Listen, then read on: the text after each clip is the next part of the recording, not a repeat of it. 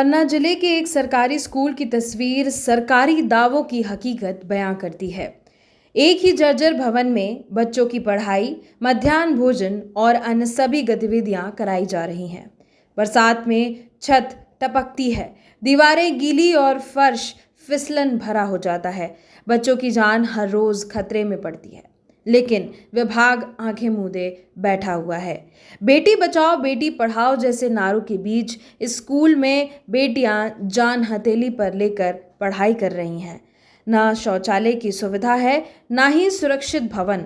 Mid day meal भी इसी जर्जर कमरे में बनता है और परोसा जाता है, जो स्वास्थ्य और सुरक्षा दोनों के लिए खतरा है। सवाल उठता है कि क्या किसी हादसे का इंतजार है, या क्या शिक्षा विभाग की लापरवाही से बच्चों और खासकर बेटियों का भविष्य अंधेरे में है। तड़को ले तो यहाँ एक ही कमरे में बैठी तुम लोग, गर्मी नहीं लगती? लगाती है। तो सर ने पंखा नहीं लगवाई? सर ने नहीं कहा कि कमरे में बैठे हो, यहाँ इतनी तेज गर्मी है, तो सब लोगों से नहीं बोला कि गर्मी लगती है? जब हम लोग यहाँ पे शासन लाइट ही नहीं देती तो कैसे आएगा यहाँ पंखा वंखा।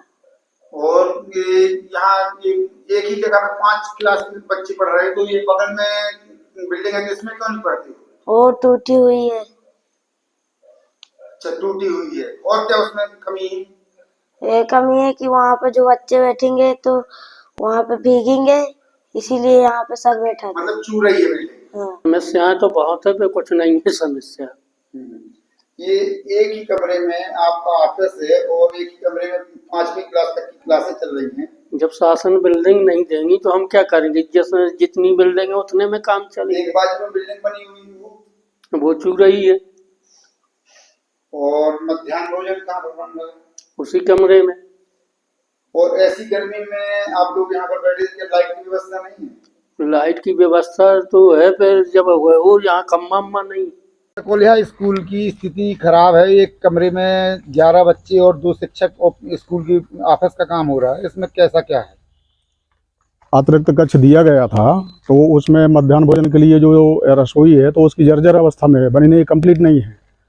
तो उसमें जो है खाना बन रहा है, तो इसलिए एक कक्ष में जो है बच्चों को बैठा रहे हैं, उसमें ऑफिस लगा रहे हैं।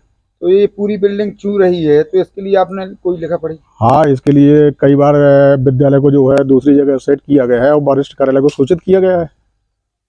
तो जहाँ पर अभी मध्याह्न भोजन बन रहा है वहाँ की छत से पूरे में पानी टपक रहा है, और यदि कल के दिन कोई घटना होती है तो इसके लिए आपने वरिष्ठ से कई बार लिख करके, और उसमें निरीक्षण में भी लिखाया जाता है कि जहाँ जर्जर है वहाँ पर बच्चों को न बैठाया जाए, मतलब अच्छी जगह पर बैठा करके अध्ययन करवाया जाए। सर, वहाँ पर लाइट और पानी की भी व्यवस्था नहीं है?